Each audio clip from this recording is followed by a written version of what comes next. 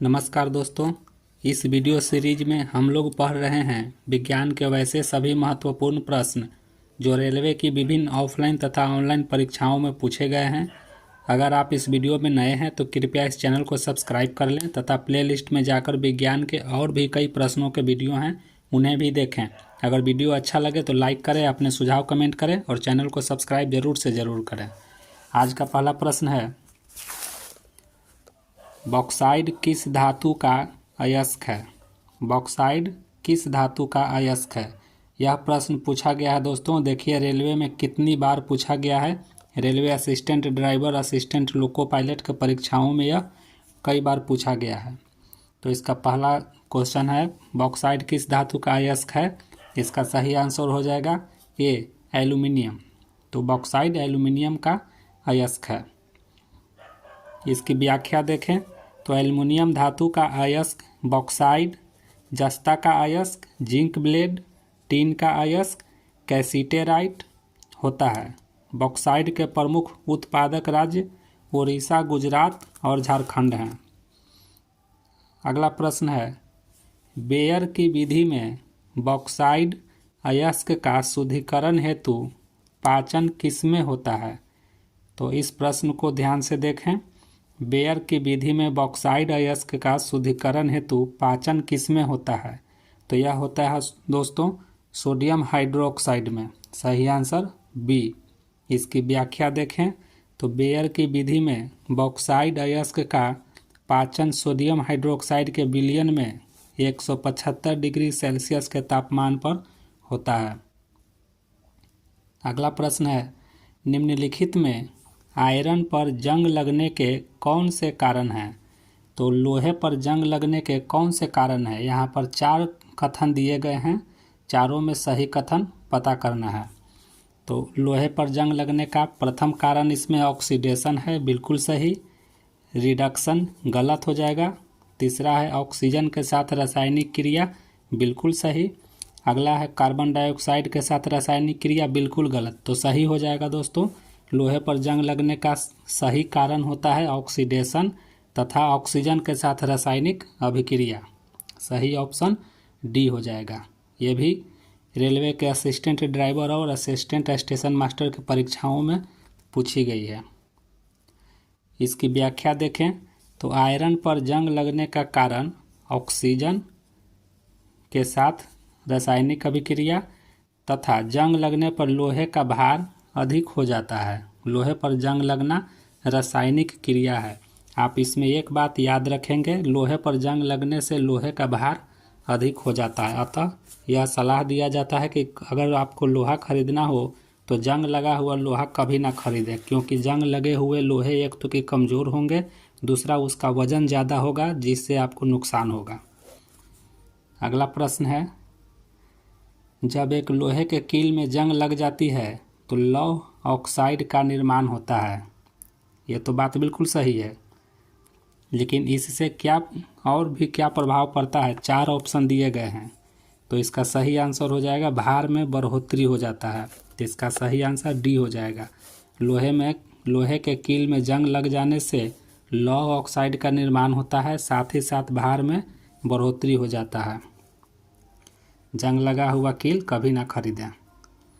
इसकी व्याख्या भी दी गई है, आप वीडियो को पॉज करके देख सकते हैं। वैसे जो इम्पोर्टेंट व्याख्या होगी मैं उसे खुद से बोलूँगा।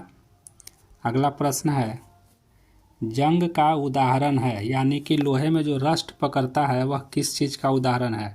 यौगिक का, मिश्रण का, मिश्र धातु का, तत्व का? तो सही आंसर हो जाएगा यौगिक का।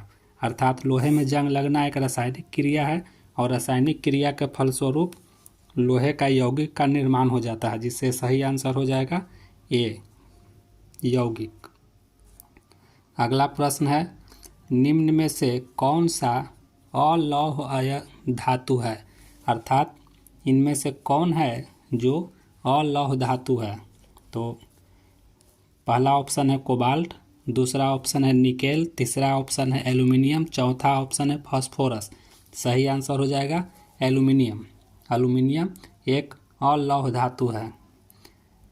इसकी व्याख्या देखें, आयरन, निकेल, कोबाल्ट एक ही वर्ग की धातुएं हैं। फास्फोरस वस्तुतः एक अधातु है, अतः एल्युमिनियम अलौह धातु है। इसमें ऑप्शन में फास्फोरस दिया गया था दोस्तों, जो कि अलौह तो है ही, लेकिन यह धातु नहीं, एक अधातु है। अगला प्रश्न है, धातुएं निम्नलिखित प्रक्रिया द्वारा गर्म होती है। 4 ऑप्शन दिए गए हैं, चारों में कौन से ऑप्शन के द्वारा धातुएं गर्म होती है? तो सही आंसर हो जाएगा चालन। हालांकि चालन विधि से ठोस में ऊष्मा का प्रसार होता है, तो इसका सही आंसर हो जाएगा चालन। इसकी व्याख्या देखें, धातुएं चालन प्रक्रिया द्वारा गर्म होती है क्योंकि ऊष्मा का यह संचरण पदार्थ के अणुओं के द्वारा होता है। संवहन में ऊष्मा का संचरण पदार्थ के कणों के स्थानांतरण के द्वारा होता है। विकिरण द्वारा ऊष्मा का संचरण निर्वात में होता है। धातुओं में अगर आपसे पूछा गया है तो आप चालन याद रखेंगे, अगर द्रव्य में पूछा जाएगा तो संवहन हो जाएगा। अगला प्रश्न है, वात्य भट्ठी में किससे आयरन ऑक्साइड उपचयित होता है? तो वात भट्ठी में आयरन ऑक्साइड का उपचयन होता है कार्बन मोनोऑक्साइड द्वारा। सही आंसर डी। इसकी व्याख्या देखें, व्याख्या यहाँ पर इसकी काफ़ी डिटेल में दी गई है दोस्तों, आप इस वीडियो को पॉज करके इसकी व्याख्या को पढ़ सकते हैं। अगला प्रश्न है, वात भट्ठी अर्थात ब्लास्ट फर्नेस में उत्पादित लोहा, कौन सा लोहा उत्पादित होता है? तो कच्चा लोहा उत्पादित होता है। आप याद रखें, वात्य भट्ठी अर्थात ब्लास्ट फर्नेस में कच्चा लोहा उत्पादन होता है।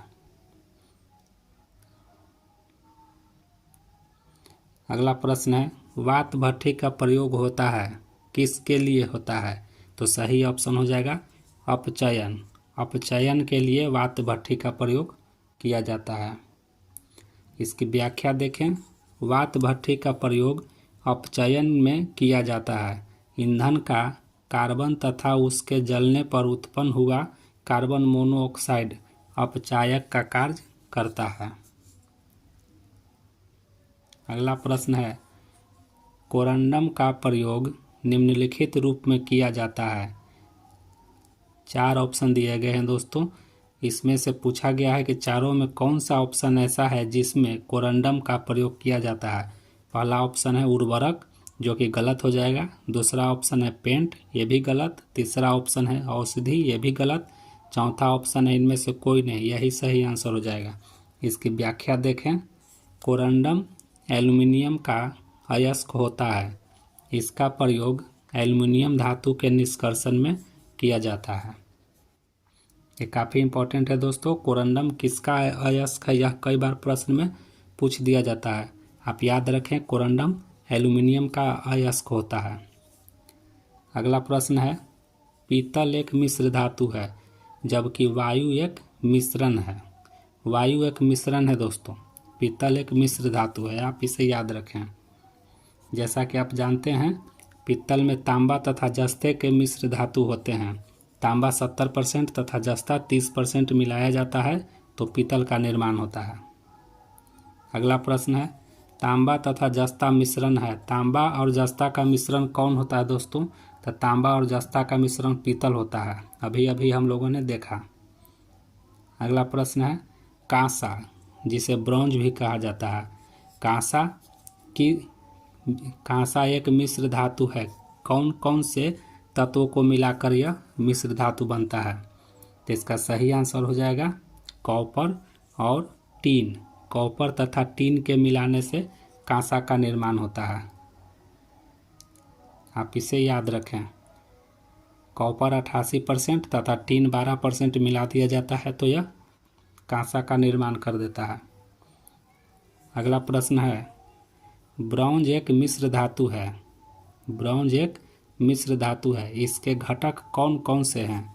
तो इसके घटक होते हैं दोस्तों कॉपर तथा टीन, जो कि चारों ऑप्शन में कोई ऑप्शन सही नहीं है।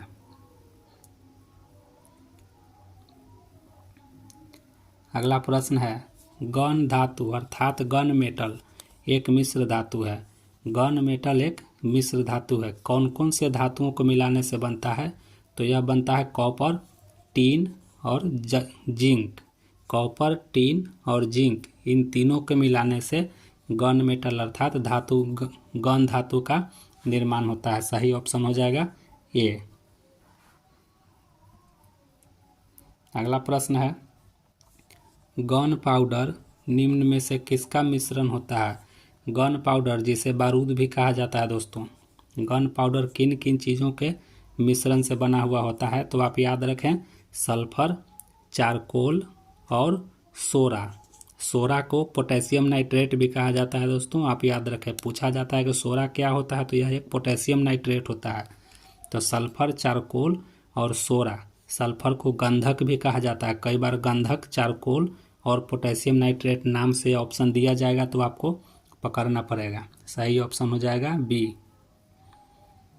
इसकी व्याख्या देखें तो बारूद एक मिश्रण है जिसे सल्फर अर्थात गंधक, चारकोल अर्थात कास्ट कोयला एवं सोरा जिसे सॉल्ट पीटर को विभिन्न अनुपातों में मिलाकर बनाया जाता है।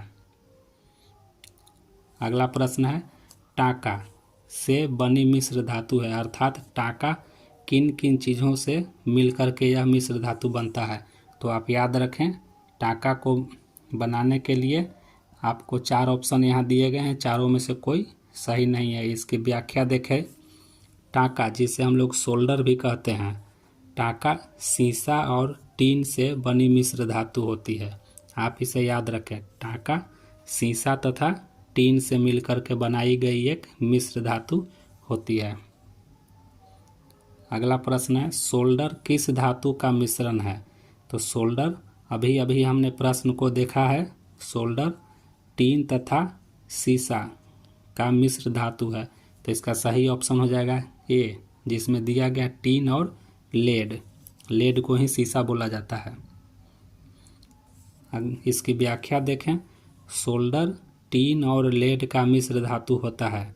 यह इलेक्ट्रॉनिक यंत्रों के तारों को जोड़ने के काम में लाया जाता है, इसीलिए इसको टाका भी कहते हैं।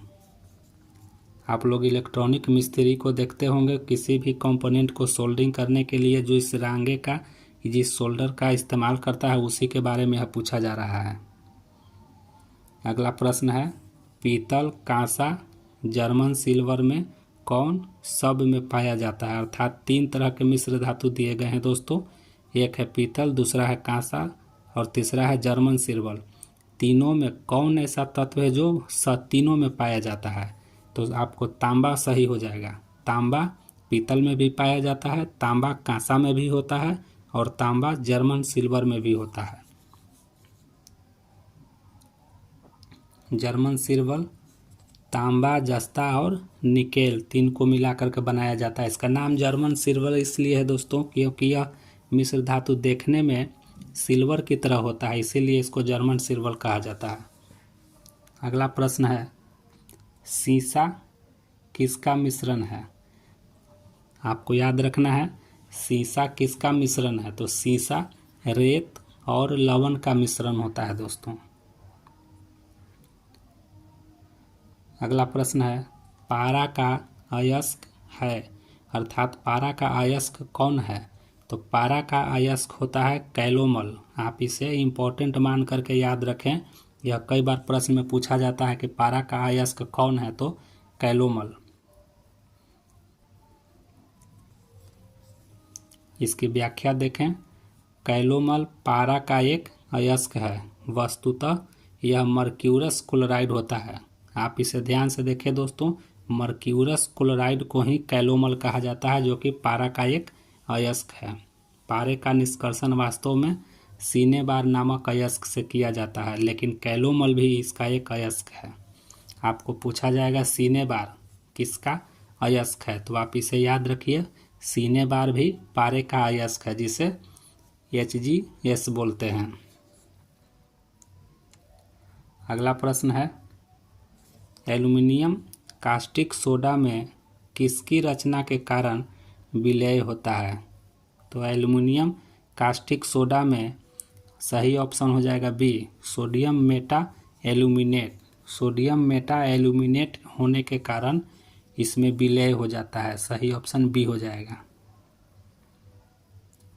इसकी व्याख्या भी दी गई है दोस्तों, वीडियो को पॉज करके आप इसकी व्याख्या भी देख सकते हैं। अगला प्रश्न है, तार खींचने योग्य सबसे नमनीय धातु, अर्थात कौन सा ऐसा धातु है जिसे खींच कर करके तार का रूप दिया जा सकता है? तो आपको सही आंसर हो जाएगा सोना। सोना सबसे ज़्यादा तन्य धातु होता है, इसीलिए इसको खींच करके सबसे ज़्यादा लंबा किया जा सकता है।